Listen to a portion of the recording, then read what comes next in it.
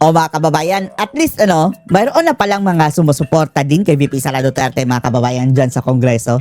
Kabilang na dito si mga kababayan, Representative Jesus Manuel Suntay, na pinagtanggol si VP Sara Duterte mga kababayan dahil pinipilit nila na yun daw ang sinabi ni VP Inday Sara na kung mamatay siya ay ipapagurgur din niya mga kababayan yung tatlong mga demonyo, bangag, tambalustos at yung palaka. Sabi ni Suntay mga kababayan. Bakit nyo seryosohin iyan? Isa nga mga kababayan, araw-araw siyang pinagbantaan ng kanyang asawa na papatayin siya. Likewise sa ginawa ni VP Sara Duterte mga kababayan. Nadala lang ng bugso ng damdamin niyan. O saywar lang mga kababayan dahil unang-una siya ang may banta sa buhay. At kung may intensyon man talaga mga kababayan si VP Sara na papatayin itong sinabangag mga kababayan, ay bakit pa niya i-anunsyo? Bakit pa niya sasabihin sa harap mismo ng buong mundo? Kaya nasasabi nito si Congressman Suntay na walang substance o walang basihan ang reklamong ito. Panoorin niyo po. Chair. Honorable Suntay.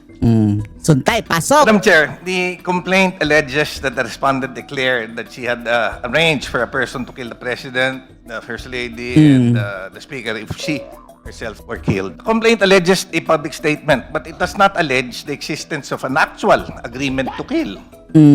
Sa makatuwid mga kababayan, kung sa korte yan, basura na yan mga kababayan. Hindi yan uubra. Wala yang laman. Hindi nga yan papasok sa grave threat mga kababayan. At kahit pa'y pasok yan sa grave threat, ang parusa lang ng grave threat ay 1 to 6 months lang mga kababayan na pagkakakulong. Hindi yan equivalent mga kababayan sa impeachment. Yan kung grave threat talaga iyon mga kababayan. Pero conditional yun mga kababayan Nasabi lang yun ni VP Sara in self-defense para sa kanya dahil siya ang unang mayroong pagbabanta sa buhay mga kababayan. At sino ang nasa likod ng pagbabanta sa buhay ni VP Sara? Yung mga bangag. Reaction lang yun ni VP Inday. There is not even an overt act in furtherance of such agreement. Any constituting conspiracy or attempted constituting conspiracy or attempted murder. Kasi yung alleged gunman, hindi man lang natin na-present. Malay natin mga kababayan gumagawa-gawa lang mga kababayan ng saywar si Sara. I-present nyo muna ang gunman. Kung mayroong gunman man mga kababayan.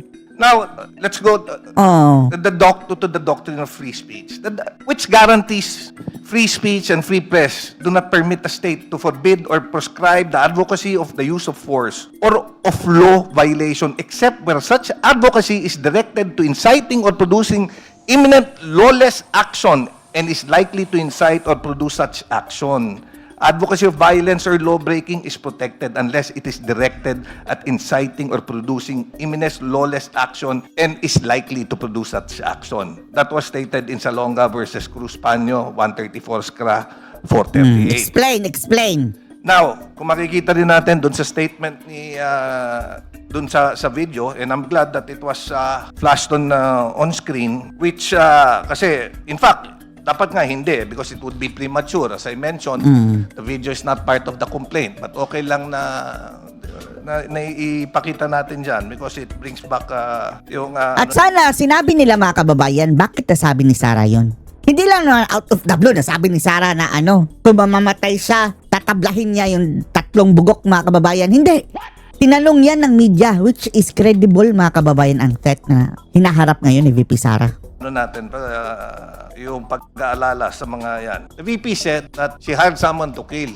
If she herself was killed. Lo and behold, they are both alive. Hindi nga hire. Let me correct you. Hindi hire. Talk lang mga kababayan. May kinuusap lang siya. Hindi hire. Dahil mag-iiba ang meaning yan mga kababayan So ibig sabihin walang overt action which was done. You know, sometimes when I go home late, my wife always threatens to kill me. Papatayin Sabi sa akin kita! ng Chickboy ka! ng asawa ko, papatayin kita na Umaga ka na naman umuwi. And you know, my wife is the queen of our home, and she is highly respected by everyone in our household. But you know, I am still alive, and my wife only kills me with love. Common sense dictates that if you are really serious in killing someone, you do You will not announce it to the public. not announce it to the whole world. Why would you announce that you Correct. kill someone if you really intend to kill someone? Correct. Saywar lang yun mga kababayan dahil si Sara mismo ang mayroong threat. Sino ba ang nasa kapangyarihan ngayon? Sino ba ang may tatak mga kababayan na nandudukot o nagpapatumba lang ng mga tao? Di ba mga Marcos? Yan nga ang pinagsisigaw ng mga dilaw. Consent dictates otherwise. Thank you, Madam Chair. Madam Chair. Thank you. Honorable Abante. Banti Liling, ayan. Alma na naman itong Judas mga kababayan, Pastor Jack na bogus na kongresista. Kongresistang hindi naman nanalo. The Lord. Respect to Congressman Suntay. I do not Respect, know if he's respect, pang loyally animal. for the Vice President because I would even think that Ikaw, nagloloyering ka against... Anong paki mo? he is right now defending her. Pero ito Jesus pa mga kababayan, ang cross niya, Jesus. Abante, hubarin mo yan. Kadiri ka. Tingnan nyo mga kababayan, hinubadan niya ang kanyang mga burloloy, mga alahas. Nahuli sa media Napicturan mga kababayan yung kanyang mga burloloy, magkano daw yun? Ang dami niya mga relos, tsaka mga mga kababayan, bracelet na mga ang kikintab. you have seen the video. Whether it be that he is joking, that's between her. Diba? Think this, Bakit niya i-anunsyo daw? amounts to a credible threat against the president. The first Siya nga ang unang may threat Kaya nga tinanong siya mga kababayan kung anong masasabi mo sa mga threat na tinatanggap mo ngayon. Sa makatuwid, mayroon pang blatter si VP Sara Duterte mga kababayan na mayroong nagtangka sa kanilang buhay talaga mga kababayan. First Lady. At ang nasa likod nun, yan si Namandeaga. Yung pinadala ni Trillanes mga kababayan. That is not political noise. Just like what he's saying about his wife. Ikaw ang political noise. What he's saying about his wife is Dila. only political noise. No, but my wife But is that not a is not politician. political noise, Madam Chair. That Ang is payat mo na Nasaan na bang bulating hindi pa nakapirma dito mga a kababayan? red flag for national stability and constitutional order. Why? Shut up! The Vice President is not a private citizen. The wife of Congressman Suntay is a private citizen, but not the Vice President. Kaya nga, kung mayroon talagang threat, bakit niya i-anunsyo? The office of the Vice President. Ano nga yan mga kababayan? Para nga yang pabor pa kinabangag. Dahil kung mayroong mangyari sa kanila kahit hindi pa mag-succeed mga kababayan attempt lang, pero na sila matuturo si Sara. Dahil inanunsyo na May nangyari ba kay Bangag? Ilang taon na mga kababayan simula nun? Over a year na mga kababayan. Buhay na buhay si Bangag mga kababayan. Hindi nga yan mamamatay sa bala. Mas malaki pa ang tsansa na mamamatay yan sa pagkabara sa puwet niya mga kababayan. Carries access, influence, and security resources. That is why the standard for public trust is higher, not lower. Tingnan nyo. Yaman man lang na sinabi mo yung public trust abante. Ang rating ni VP Sara, siya ang pinakamataas sa public trust sa survey. Samantalang ang amo mong si Bangag negative. Madam Chair, thank you very much. Shut up! Madam Chair. Huwag ka ngang sumali-sali dito, abante. Unang-una, hindi ka nanalo, animal ka. Adila na naman mga kababayan. Ang visit talaga itong dila na to, no? Tama nga yung pinakita ni VP Sara na nagdila-dila itong si Abante Liling mga kababayan. Honorable Adjong. Thank you, Madam Chair. Eto na naman, Then visit. Honorable Degamo. Very, very short manifestation. Etong adyong mga kababayan, taga Mindanao, mga kababayan nating mga Muslim na sasakupan yan si Adyong, ni Adyong. Huwag nyo nang iboto yan. Humanap na kayo ng iba. Kaya nga lang, political dynasty yan sa kanila mga kababayan Traidor yan ng Mindanao. Regarding the video, the whole Ilang maleta kaya din yan mga kababayan? nation is aware of this video, Madam Chair, came out during a press conference that the Vice President called for when Ay, shut up! Ay ko makinig dito kay Adyong mga kababayan. Visit ako dyan. Wala rin laman mga kababayan mga pinagsasabi. Nonsense. Dito na lang tayo mga kababayan kay Digamo. Alam nyo ba na akala natin mga kababayan na boboto ako sa impeachment base sa kung anong feedback daw ng mga tao sa kanya mga kababayan, which is sa 3rd district siya ng Negros Oriental. Part yan ng Visayas mga kababayan at baluarte din yan ni VP Sara Duterte. Ano ngayon mga kababayan? Ito ngayon. Nagdrama. Ginamit niya ang pagkamatay ng kanyang asawa mga kababayan para sabihin niyang sufficient na ma-impeach na si VP Sara Duterte dahil daw yung sa sinabi ni VP Inday. Diyos ko Lord. Tapos digamo. Tapos, hindi mo kinonsider yung threat na natanggap ni VP Sara. At tanungin, pakinggan nyo muna ha bago natin supalpalin ito mga kababayan. Digamo, before he was murdered, by the way, we will be remembering his third death anniversary tomorrow. By the way ha, namatay yung husband niya na si Digamo under the Marcos administration. At ang itinuro nila mga kababayan si Arnie Teves. Pero, dalawa ang anggulo mga kababayan. Pwedeng pinrame up lang si Arnie Teves. Kung pinrame up lang si Arnie Teves mga kababayan. Sino ang posibleng pumatay kay Digamo? Ha? Sino? At bakit hanggang ngayon mga kababayan, hindi pa nila nadidesisyonan kung si Arnie Teves nga talaga mga kababayan. Nangyari yan under Marcos administration ha, na sinabi nilang safe na daw. O tingnan nyo. Ang namamatay ngayon sa Marcos administration ay itong sina Digamo mga kababayan. Samantalang yung panahon ni Tatay Digong Duterte na pinakulong pa si Tatay Digong, mga adik-adik ang namamatay dahil sa police operation. Itong mga nangyayari ngayon kay Bangag mga kababayan, grabe, masaker. March 4. He received threats before he was tragically murdered. Sige ha. Dahil yan ang pinagbasihan mo. Nagpakilala ba ang nag-threat sa kanya? Huwag mong i-connect yan kay VP Sara. Dahil ang kay VP Sara is just a reaction mga kababayan sa threat na tinatanggap na niya. Tanong namin, nagpakilala ba yung nag-threat sa'yo? Ha?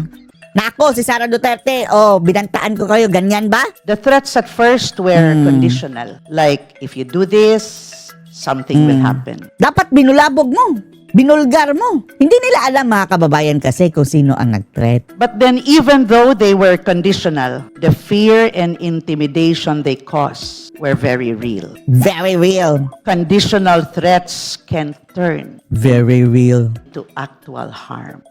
Umandakad ay Digamo, eto na lang. Dahil hindi gumulong yung investigasyon sa kaso ng asawa mo ngayon. Eto na lang. Pag si Sara na, i-reopen natin yan mga kababayan dahil mayroong nadamay na mga civilian eh.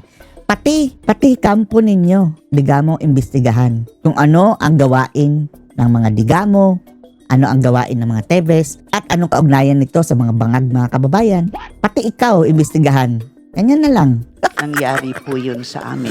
Oh. In the same way, when the VP reportedly made statements implying harm to the President, the First Lady, and the former Speaker, Bakit niya nasabi yon Digamo pala? Tinanong mo sa isip mo? those statements are serious, even if phrased as conditional. Pero bakit niya inanunsyo kung talagang seryoso? Ha, Digamo. Sinong tanga mga kababayan ang mag-aanunsyo na papatayin niya? Hindi nga siya, kundi yung kinausap lang niya mga kababayan. Hanapin, eto, maniniwala kami sa'yo, Digamo, kung mahanap mo yung sinasabi mong kinausap ni VP Sara. Tapos ipatestify mo. Tapos kung talagang gagawin niya, pwede. Yan na ang grounds. Yan na ang mayroong substance. Pero kung wala ka nun, huwag kang mag-invento dyan, magpapakaawa ka pa dahil na-disgrasya ang iyong asawa dahil ewan lang natin kung ano din pinaggagawa. Huwag na tayo makisawsaw dito mga kababayan, pero nakakainis eh. Akala mo kung sino? Kasi words from someone in her position carry weight. It can intimidate other Paano officials. yung weight na mga threat na ginagawa ng mga bangag? Si Percy Lapid, wala na. It can influence decision and even undermine public trust. Sino ngayon ang sumadsad ang public trust? Kung credible threat yung sinasabi ni VP Sara mga kababayan, bagsak na sana ang trust niya. Bakit ang taas pa? That is why in impeachment terms, such conditional threats are considered sufficient in substance. Sufficient na daw in substance mga kababayan. Sapat na daw yun para mapatunayang mayroong basihan sa pagpapa-impeach kay VP Sara Duterte. Ilaglag nyo na nga mga taga 3rd District ng Negros itong si Digamo. Ilaglag nyo na. Sana nga lang mga kababayan mayroong kalaban din na baka tinakot na rin nila. It's not just the wording that matters. It's the effect and potential for harm. Naisip mo ba kung anong threat ngayon na dinaranas si VP Sara? Sa tingin mo, Digamo, Presidente versus Vice President, sino ang may hawak ng AFP, PNP, lahat ng confidential fund, mga intel fund, hawak budget ng Pilipinas? Sino ang capable na magpatumba ng high-ranking official? Di ba sina Bangag mga kababayan? Especially when the speaker holds high office. Sinatawag niyang speaker, mga kababayan, yung nag-speak daw noon si VP Sara. Banggitin mo ang pangalan ni Sara. Hindi mo nga mabanggit. Just as in my family's experience, conditional threats really must be taken seriously. Sino nga nag-threat sa inyo? Pinangalanan ba niya sarili niya? Gusto ko lang pong idagdag. The legal connection there talks about a threat does not have to be absolute or immediate to be serious. Yung threat nga, mga kababayan, considering, sige, ipagpalagay na natin na what if mapatunayang nag-threat talaga si Sara talaga, which is hindi naman. 1 to 6 months imprisonment. Pwede mo mapangayang bayaran lang, fine lang. That is not equivalent, mga kababayan, sa impeachment. What matters is its potential impact, Impacto ka. especially if the speaker holds power. Talagang naganda sa speech, mga kababayan, para may impact daw, mga impacto. Conditional threats can intimidate or coerce. Ay, nako. Even a statement that starts Bumangag with na if nito, no? can pressure officials or institutions to act a certain way. Hoy, digamo, kailanman hindi mo sinisi si Bangag na under his watch, mga kababayan, nangyari itong massacre sa kanilang lugar. Ha? And high office Ang sabi, mga kababayan, parang mga well-trained yung tumira sa kanyang asawa. makes it more serious. Maybe words from ordinary people may be limited in effect, but threats from a person who is holding a national leadership post Good Lord. carry Ilaglag niyo na ito, ha? Taga-Negros. far-reaching consequences. Kaya nga po, Bantay ito. Kung papalapit ng eleksyon, mga kababayan, magpapasipsip ito kay Sara. Wala na ito. Scratch sa ito. Digamo na to. public office demands higher standards of behavior. As if naman, higher standards daw. So doon sa sinasabi ni VP Sara daw, parang mababa na ang standard. Ano ang standard nyo dyan sa Kongreso? Maleta? Maleta. Ilang maleta ang standard nyo? Eto, mga kababayan, mas piliin pa nilang mga magnanakaw. Mas pasado pa sa standard natin ang mga magnanakaw ng maleta, mga kababayan. Kaysa sa ang bunganga daw. Lord. Yun yung nire-require sa atin. Require pa. Dahil if wrongly handled, and I must admit, my husband must have wrongly handled the situation. Ang nangyari sa yung husband is under the Bangag administration. Ha? Saksak mo yan sa utak mo. Back then that resulted now to his 3rd year anniversary, still waiting Anong ginagawa ni for Bangag? Mahirap bang imbestigahan? justice to be served. Baka dinidribble nyo lang para hindi talaga matukoy ang talagang salarin. Yan lang po, Madam Chair. Layas. Thank you, Honorable Udas ka. Digamo. Traidor. Next in line is Eto pang maleta, Anong moral ascendancy nito, mga kababayan, tumanggap ng mali-maleta? Ay, Madam nako. Endorser. Can we finish first the manifestations of the Anong moral justice members ascendancy mo, before we maleta go back girl? to you? Yes, Madam Luis Chair. Tro. The Honorable Chua. Ay, nako. Thank you, Ayan na Madam naman. Chair. Puro mga maleta guys, mga kababayan, itong andyan. So, paano pa makakakuha, mga kababayan? Puro mga tuta ni Bangag. Madam Chair, let me borrow the words of the Ay, late Justice baro-baro. Cruz, Justice Isagani. Shut up! Kung magsasalita ka yung sarili mo, huwag kang magbaro-baro. Mga na naman yan, mga kababayan, parang yung mga fallacious, mga story na naman yan, mga kababayan, na pilit ikukonect nila kay VP Sara na hindi naman connected. Ni Cruz, Ay, nako. when he defined impeachment as a method of national inquest into the conduct of public men. Anong conduct ninyo, mga basurero? Basurero daw, mga kababayan, dahil maleta basura. Ibig sabihin po nito, ang tinitignan po dito ay yung mga taong nasa taas ng lipunan kung paano nila Nakawin ang pera ng bayan. Katulad maglabas ninyo. ng behavior sa publiko. Tapos, ano yung behavior ng mo? Bangag mo. Chumuchup paers naman daw, mga kababayan, nga sa sa isang prostitute. Mayroong video, mga kababayan, ha? Kung immoralidad lang naman ang mga kababayan, pag-uusapan. Ang hinuhusgahan po dito sa impeachment ay yung kanila pong conduct. Ano pala yung kandak ni Bangag? O dila din mga kababayan, oh. Obviously, napanood po natin, hindi po ito yung conduct na inaasahan Oo, po natin. ang kandak na inaasahan mga kababayan is magnakaw.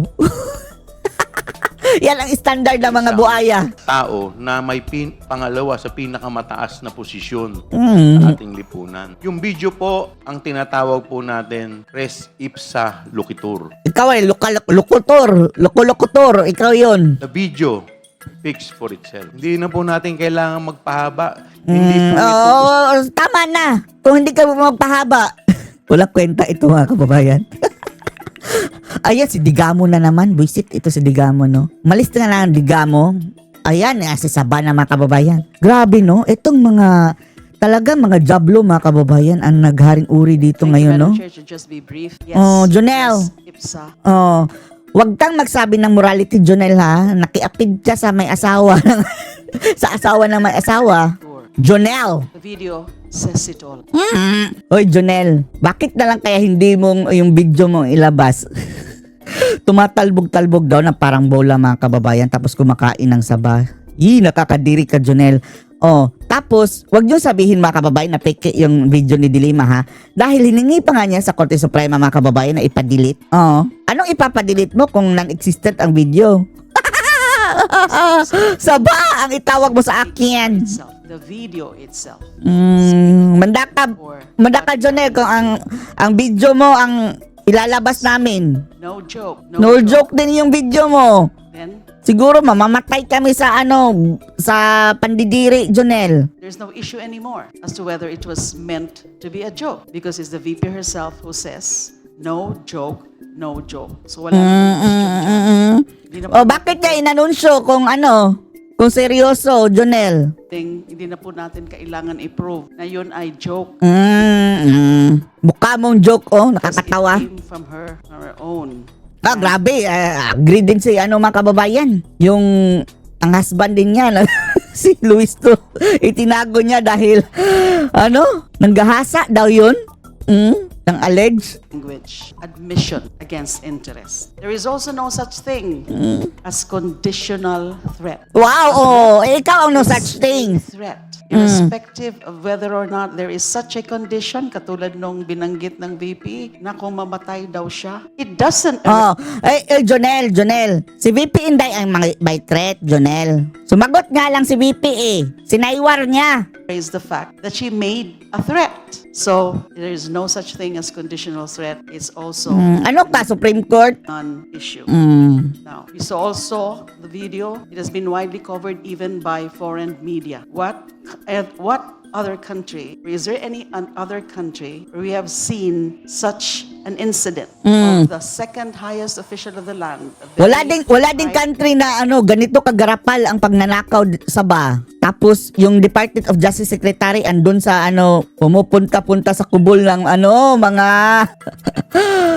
mga kababayan, mga high profile drug lords sa Bilanggo, Diyos ko Lord. official of the land making such a very open and public and brazen act of threatening Wow, brazen President pang saba. and to others. Lord. So, malinaw po itong ground na ito. Isa po ito sa tingin ko. Lahat naman sa inyo malinaw ang Ikaw nga nagsampa.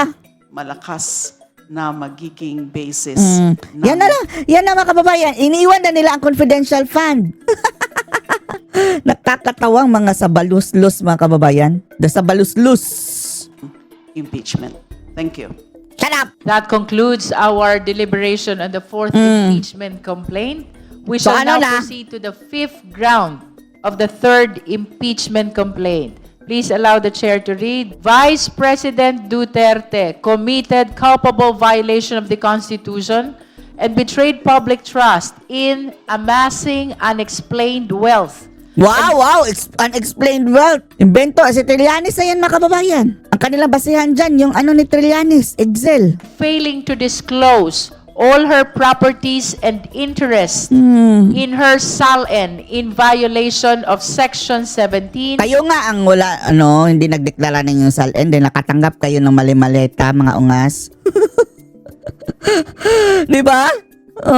Tumanggap ito ng mali-maleta? Luistro, ilang maleta? Dilima, ilang maleta? Bakit hindi nyo nang dinisclose sa salin ninyo? Article 11 of the 1987 Philippine Constitution. We shall now hear the manifestation of the endorser. Honorable Manifeste, Dilima. magmanifeste Madam Chair, kayo. There are allegations with respect Dilima na naman. essential facts with respect to this fifth ground, unexplained wealth and failure to disclose all her properties and interests in properties in her SALN. That is under paragraphs 107 to 1. Ano kayo mga She served as vice Invento mayor na naman of ito, no? Davao City with an estimated annual salary of approximately 2 million. Her declared net worth increased from 13,877,000 Uy, Saba. Bakit? Hindi ba ang husband ni Sara Duterte, hindi ba kumikita? Karpyo yan Pamilya ng mga lawyers yan, mga kababayan. Sa makatuwid, may utang pa nga yan, 5 billion yung leader mo dyan, si Luistro. Sa law firm ni na VP Sara at Carpio. 7,469, 2007, 44,828,759 in 27. Paragraph 10. It is further alleged that between 2006 and 2015 or 2015, Wala na yan, Saba. Regardless na, wala ka na. Dahil, ang impeachment, Saba, covered lang yung time na Vice President siya. 2006 mo pinagsasabi mo. Wala ka na dyan, Saba, dyan pa lang. Pero, kahit yan, mga kababayan, kaya yan sagutin ni Sara. Pero kung for the spirit, mga kababayan, hindi na tayo magsasayang ng oras. Sa ngalan na 2006 pa lang yan, Saba, disqualified ka na agad. she had at least 111 million deposited in various banks in Davao City and Metro Manila with reports. Paano mo nakuha yan ang mga deposit sa Trillanes na naman?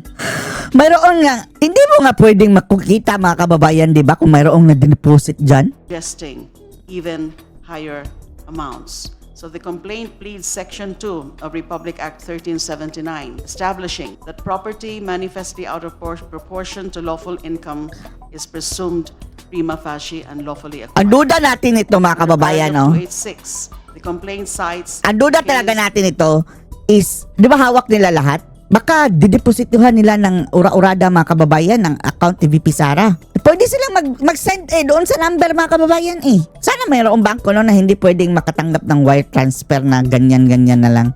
Pero wala yan, mga kababayan. Basura. of heirs of Ligot versus Republic, pleading the elements required for the presumption to apply. That though the properly manifesting out of proportion, a property or assets that are manifestly out of proportion to lawful income is presumed prima facie and unlawfully acquired. The complaint pleads that all elements are present. If admitted as true, these facts implicate Hindi pa nga niya alam. Tapos facts pa ang sinasabi niya, mga kababayan. and obligations under Section 17, Article 11 of the Constitution and constitute betrayal of public trust. In relation to this ground, we will be asking in proper time during the evidentiary Proper time. hearings or even before the evidentiary hearings via subpoena for the production of Yan mga kababayan ang kanilang Yan ang kanilang gusto. Na i-open nila, mga kababayan, ang bank account ni VP Sara, tapos gagawan-gawan nila yan ng mga kababayan. Baka yun, i-depositohan nila ng kung ano-ano. Para kunwari, lumaki. Wag kami. Yung mga style nyo, mga bulok. incumbency as vice mayor, and VP. Also the bank accounts. Anong kinalaman ng pagka-vice mayor niya sa kanyang pag-vice president? The bank accounts are expected to show that over 2 billion pesos were transacted Wow! Trillanes na Trillanes ang mga kababayan. Datingan. across joint accounts. 2 during billion! their incumbency.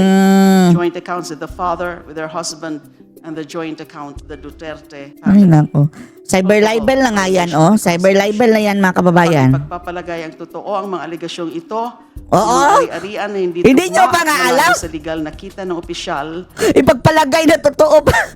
Hindi nga nila alam kung totoo nga ba, mga kababayan. ay maituturing ng may presumption and of lawful acquisition. At kung ang mga ari-ariang ito ay hindi dineklara sa SALN, ito ay direktang paglabag sa Section 17, Article 11. Yak. Nakakadiri. Wag na, Saba. Shut up na, Saba. Ano masasabi dito, mga kababayan? Post your comments below.